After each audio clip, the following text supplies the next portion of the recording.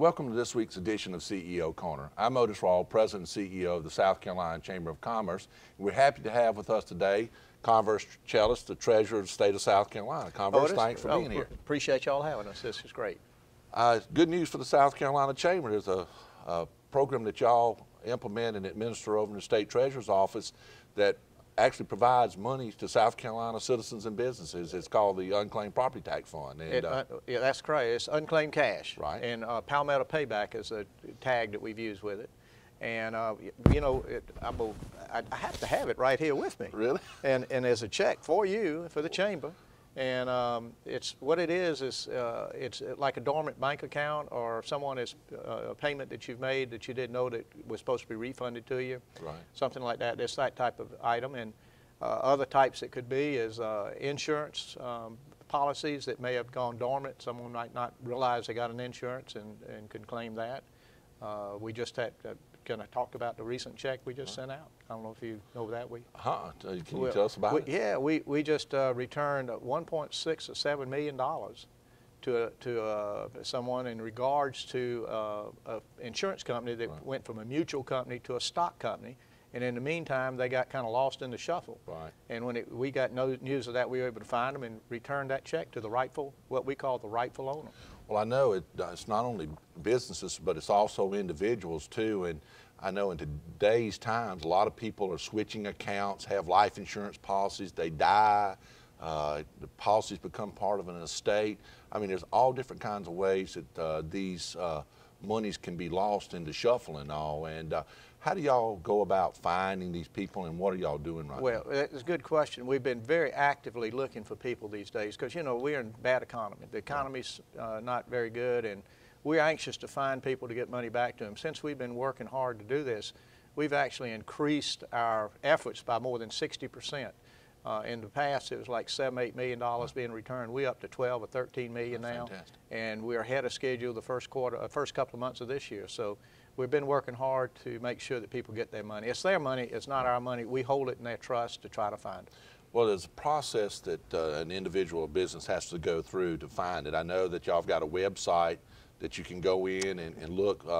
What other opportunities or people do they have to be able to go in and find this money? It's real simple. They can go to our website, www.treasuresc.gov, and go to our website, pull down the name, look for their maiden names.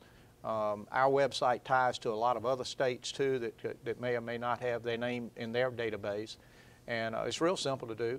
Once they find it, give us a call, and we'll be glad to help them out, get the form filled out, get the claim form. It's not a real difficult process.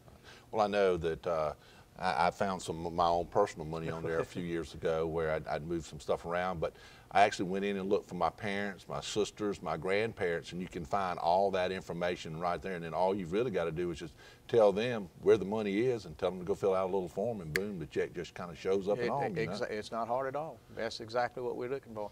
And one thing, if I could add to it, is the citizens, you may want to touch base real quick on this, is there are a lot of scam type items out there. People are trying over the internet, emails you may get, and we would caution you because first of all, you do not have to pay anything for this. Right. This is a free service. South Carolina offices, if you see something that comes, I'd like anybody to know this, if they see something they think is unclaimed cash, call us and let us check in it for them. And just be careful about that because we don't want anybody to be scammed on this. I can't remember. I know we changed the unclaimed property law probably 10, 12, 15 years ago. Can independents now actually go into the process, get the list from the Treasurer's Office, and actually go out and contact folks and actually try to get them to sign some type of agreement that allows that, for lack of a better term, bounty hunter to get a percentage of those premiums? That can be done, but they don't have to do that. All they have to do is call our office, and it's a free service. Okay, because at one time the bounty hunters couldn't do that on this program, but now that's available. So I think it's really important. And they have access to the, you know, anything over $50 is open on the databases now, so anybody can see it. I got you. Well, it's a great program, and I know that you know, the banks and insurance companies and all are turning money over on a monthly basis, and I know it's an issue that our citizens should take just a little bit of time to do. And we would offer the service to you that we will put whatever information in our publications that would notify businesses as well as our businesses' employees that this is something that's available that they need to check into. Well, it's interesting. We actually been out throughout the state, and when we do a lot of local areas with it, the local papers pick it up, and they put several names in there on a daily basis.